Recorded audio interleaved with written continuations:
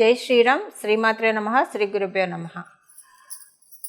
2024 సంవత్సరం జూన్ నెల 23వ తారీఖు నుంచి జూన్ 30వ తారీఖు వరకు కూడా ఈ వారం యొక్క గోచార గ్రహస్థితిలో ఆ ప్రభావం ద్వాదశ రాశుల మీద ఏ విధంగా ఉంటుంది, అసలు గోచార గ్రహస్థితులు ఏ రకంగా ఉన్నాయి. మొదటగా ఈ గోచార గ్రహస్థితుల్లో భాగంగా స్వస్థానగతుడై ఉన్నాడు ప్లానెట్ మంగళ్ మేషరాశి అధిపతి అవుతూ ఆయన స్వస్థానగతుడై ఉన్నాడు. అలాగే ద్వితీయ రాశి అయిన వృషభ రాశిలో గురుదేవుని సంచారం జరుగుతూ ఉంది. కాలపురుషుడిని కుండలిలో 3వ రాశి అయిన మిథున రాశిలో సూర్యనారాయణమూర్తి సంచారం బుధదేవుని సంచారం, శుక్రాచార్యుల వారి సంచారం జరుగుతూ ఉంది. కన్యా రాశిలో కేతు భగవానుని సంచారము, లాభస్థానమైన కుంభరాశిలో కాలపురుషుడి కుండలిలోంచి లాభస్థానమైన కుంభరాశిలో శనైశ్వరుని సంచారము, రాహుదేవుని సంచారం మీనరాశిలో జరుగుతూ ఉంది. ఈ ఖగోళాన్ని భూమి మొత్తాన్ని చకచకా చుట్టి వచ్చే, ఒక నెలలోపు చుట్టి వచ్చే, ఈ జోడేక్కుని ఒక నెలలోపు చకచక వేగవంతంగా చుట్టి వచ్చే చంద్రుడు, ఆ చంద్ర భగవానుడు ఈ వారంలో ధనుసు రాశి మొదలుకొని మీనరాశి వరకు కూడా ఆయన సంచారాన్ని సాగిస్తూ ఉన్నాడు. ఇవి గోచార గ్రహగతులు ఈ వారం ఈ విధంగా ఉన్నాయి. అయితే ఈ గోచార గ్రహస్థితులు ఏమైనా ప్రత్యేకాంశం ఉందా అంటే, మనం ఇంత క్రితం వారం తెలుసుకున్నట్టు ఈ వారం కూడా అదే కంటిన్యూ అవుతుంది. అదేంటంటే 3 గ్రహాలు స్వస్థాన గతులై ఉన్నాయి. ఒక గ్రహం ఏంటి, మంగళ్, మేషరాశ్యాధిపతి మంగళ్, ఆయన స్వస్థానంలో ఉన్నారు. అలాగే బుధ భగవానుడు మిథున రాశి అధిపతి అవుతూ మిథున రాశిలో ఉన్నారు. శనీశ్వరుడు కుంభరాశి అధిపతి అవుతూ కుంభరాశిలో ఉన్నాడు. 3 గ్రహాలు వాళ్ళ స్వస్థానంలో ఉండడం చాలా మంచిదండి కాలపురుషుడి కుండలిలో. ఇది అందున ప్రత్యేకించి బుధుడు ఇక్కడ ఉండడము, 3వ రాశి ఆయన మిథున రాశిలో ఉండడం ఇంకా మంచిది. సో ఇది ఈ ద్వాదశ రాశుల వాళ్ళకి ఏ విధంగా ప్లస్ చేస్తుంది, ఇది గోచారంలో వచ్చిన వరం. ఇప్పుడంటే జనరల్గా ఏవైనా ప్రభుత్వం నుంచి వచ్చే పథకాల వల్ల చాలామంది బెనిఫిట్ అవుతారు అట్ ఏ టైం. సో అలాగ గోచారంలో కూడా గ్రహదేవతలు అందరికీ ఈ రాశి ఆ రాశి అనే తేడా లేకుండా, ఈ నక్షత్రం ఆ నక్షత్రం అనే తేడా లేకుండా ద్వాదశ రాశుల వాళ్ళకి, ద్వాదశ లగ్నాల వాళ్ళకి, అలాగే 27 నక్షత్రాల వాళ్ళకి కూడా మంచి ఫలితాలని ఇవ్వాలని అప్పుడప్పుడు అనుకుంటూ ఉంటారు. అలా అప్పుడప్పుడు అనుకున్నప్పుడు అంటే ఇలా శుభస్థానంలో వచ్చినప్పుడు అనుకుంటూ ఉంటారు. సో అది ఇప్పుడు మన అదృష్టవశాత్తు ఇప్పుడు చోటు చేసుకుంది. ఈ పరిస్థితుల రీత్యా అంటే ఏ రాశుల వాళ్ళకి ఏ శుభ ఫలితాలు వస్తున్నాయో కూడా మనం చూద్దాము. విడివిడిగా ఒక్కొక్క రాశుల వాళ్ళకి ఈ గ్రహ సంచారము ఎలాంటి ఫలితాలను ఇవ్వబోతుంది, ఇవన్నీ మనం తెలుసుకుందాము. అయితే ఇప్పుడు ఈ ప్రత్యేకించి స్వస్థానగతిలో మధ్యలో మనకి గ్రహాలు ఉంటూనే ఉంటాయి. అంటే సంవత్సరానికి ఒకసారి బుధుడు మిథున రాశిలోకి వెళ్తాడు, కన్యా రాశిలోకి వెళ్తాడు, సూర్యనారాయణమూర్తి సింహరాశిలోకి వెళ్తాడు, శుక్రాచార్యులు తుల వృషభ రాశిలోకి వెళ్తాడు, అలాగే మేషరాశి అధిపతి అయిన మంగళ్ వృషభ రాశి అధిపతి అయిన మంగళ్ మేష వృశ్చిక రాశి అధిపతి అయిన మంగళ్ మేషరాశి వృశ్చిక రాశిలో సంచారం చేస్తూ ఉంటారు. సో వీళ్ళ సంచారము నార్మల్గా ఉంటూనే ఉంటుంది, వాళ్ళ స్వస్థాన గతులు అవుతూనే ఉంటారు. కానీ శనీశ్వరుడు అలా స్వస్థాన గతుడు కాడు కదా. గురు భగవానుడు, శనీశ్వరుడు, రాహుకేతువులు వీళ్ళు 30 సంవత్సరాలకి 2 సార్లే స్వస్థానగతులు అవుతారు. ధనుసు రాశిలోకి వచ్చినప్పుడు, మీనరాశిలోకి వచ్చినప్పుడు ఆయన స్వస్థానగతుడు అవుతాడు.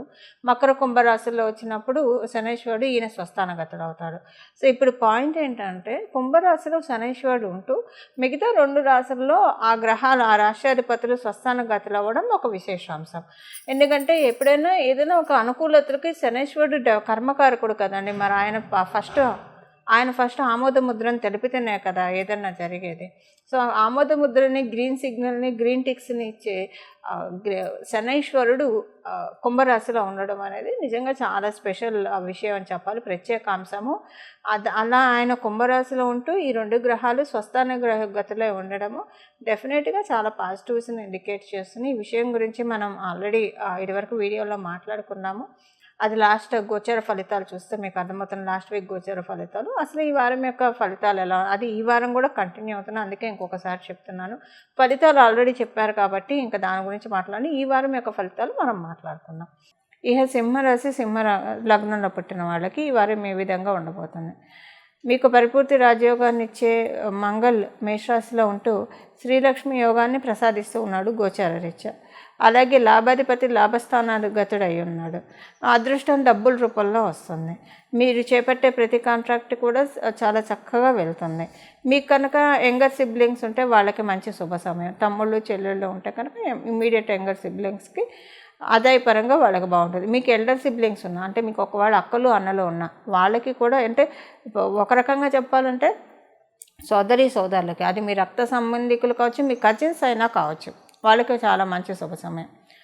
అయితే రక్త సంబంధికులకి బాగుంటే మాకు సంతోషమే, కానీ కజిన్స్కి బాగుండడం వల్ల మాకేంటి అనే అనుమానం రావచ్చు. ఇప్పుడు వాళ్ళు ఏదైనా మీకు తెలిసిన ఉత్తరోత్తర వాళ్ళ ద్వారా కావచ్చు, లేదా ఎవరైనా చెప్పిన వాళ్ళ జీవితంలో ఇది ఒక మంచి సంఘటన జరిగిందని, అక్కడ ఏంటంటే మీ జన్మజాతకంలో ఫైనాన్షియల్గా బాగా గ్రోత్ ఉంటుందని చెప్పి అక్కడ ఇండికేషన్. సో అదొక ఇండికేషన్ రూపంలో వాళ్ళకి మంచి జరుగుతుంది. ఎందుకు మీ కుండలిలో మీ గోచరంలో కనిపిస్తుందంటే ఆ ఇంపాక్ట్ మీకు ఉంటుంది డెఫినెట్గా. ఆ ఇంపాక్ట్ ఎలా ఉంటుంది, వాళ్ళకి మంచి జరిగితే మీకు కూడా ఏదో ఒక గుడ్ జరుగుతుంది, కాబట్టి అలాంటిది మీరు వింటారనమాట. అలాంటివి వినటానికి అవకాశం చక్కగా ఉంది.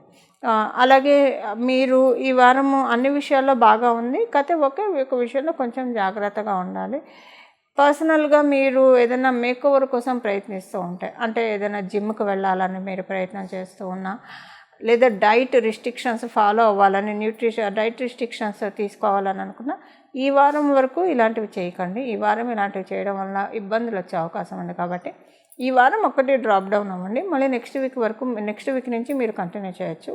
మీకు ఒక బోనస్ టిప్, ఎందుకు కర్కాటక రాశికి మీకు బోనస్ టిప్ చెప్తున్నానంటే, మీ రాశికి మీ లగ్నానికి పరిపూర్తి రాజయోగాన్ని ఇచ్చేది మంగళ్.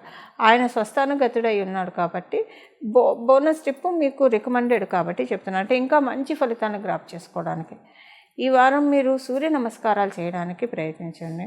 ఆల్రెడీ చేస్తూ ఉంటాయి, అంటే యోగా ముద్రలతోటి సూర్య నమస్కారం చేయండి, చాలా మంచి ఫలితాలు వస్తాయి మీకు. మీ రాష్ట్రాధిపతి కూడా సూర్యనారాయణ మూర్తి కాబట్టి యోగా చేయడం, సూర్య నమస్కారాలు చేయడము, అది కూడా కుదిరితే తెల్లవారుజామున చేయడం వల్ల ఫైనాన్షియల్ బెటర్మెంట్ కావాలని ఎవరైతే కోరుకుంటున్నారో ఈ వారము ఈ పరిహారం చేయడం వల్ల చాలా మంచి ఫైనాన్షియల్ బ్లెస్సింగ్స్ని వాళ్ళు అందుకోగలుగుతారు. స్వామికార్యం స్వకార్యం. ఇప్పుడు యోగా ప్రక్రియలో సూర్య నమస్కారాలు చేయడం వల్ల మన ఆరోగ్యం బాగుపడుతుంది, ఆరోగ్యంతో పాటు డబ్బు కూడా వస్తుందంటే ఎవడు కాదంటారు చెప్పండి. సో ఇలా ఈ పరిహారం చేసుకోండి. ఇప్పుడు మనం తెలుసుకోబోయే ఈ పరిహారం కూడా చేసుకోండి, చక్కటి ఫలితాలను అందుకోండి. చూశారు కదండి మీ రాశి యొక్క ఫలితాలు ఈ వారం ఎలా ఉండబోతుందో. ఈ వారం మీరు చేసుకోవాల్సిన పరిహారము, మీ ద్వాదశ రాశుల వాళ్ళు, ద్వాదశ లగ్నాల వాళ్ళు ఈ వారం చేసుకోవాల్సిన పరిహారం, 3 గ్రహాలు స్వస్థానగతులై ఉన్నారు కాబట్టి మనం ఇంత క్రితం వారంలో తెలుసుకున్న పరిహారం చేసుకుంటూ దాంతోపాటు ఈ పరిహారం కూడా చేసుకోండి. పరిహారం వచ్చేసేసి ప్రతిరోజు కూడా ఉదయం 6ంటికి సూర్య నమస్కారం చేసుకోవడం కానివ్వండి, లేదా సూర్యనారాయణ మూర్తికి అర్ఘ్యం ఇవ్వడం కానివ్వండి. ఇది చేయగలిగితే, అంటే మీరు వృత్తిపరంగా రాత్రిపూట బాగా లేట్ పడుకునే వాళ్ళకి పొద్దున్న 6ంటికి రావడం కుదరదు, అలా అనుకునే వాళ్ళకి మీరు ఎప్పుడు లేస్తే అప్పుడు చేయండి. కనీసం ఉదయాన్నే 10 లోపల సూర్యనారాయణ మూర్తికి అర్ఘ్య ప్రదానం చేయండి. దాంతోపాటు లక్ష్మీ కటాక్షం కోసము కనకదార స్తోత్రాన్ని త్రిసంధ్యల్లో జపించడం కానీ, లేదా ఏకసంధ్యలో 3 మార్లు జపించడం కానీ చేయండి. అంటే ఉదయం, మధ్యాహ్నం, సాయంత్రం కనకదార స్తోత్రాన్ని చదవడం కానీ వినడం కానీ చేయండి. 3 మార్లు మీకు చదవడానికి వినడానికి సమయం అనుకూలంగా లేకపోతే, అంటే మీరు ఉద్యోగంలో ఉన్నా వ్యాపారంలో ఉన్నా అప్పుడు మధ్యాహ్నం పూట వినడానికి అవ్వకపోవచ్చు. అప్పుడు పొద్దున పూట అయితే మీరు 3 సార్లు స్నానం చేశాక చదవడం కానీ వినడం, మీ పూజా మందిరంలో చేస్తారా లేదా ఎక్కడైనా సుఖాసీనులై చేస్తారా, అది మీ చాయిస్.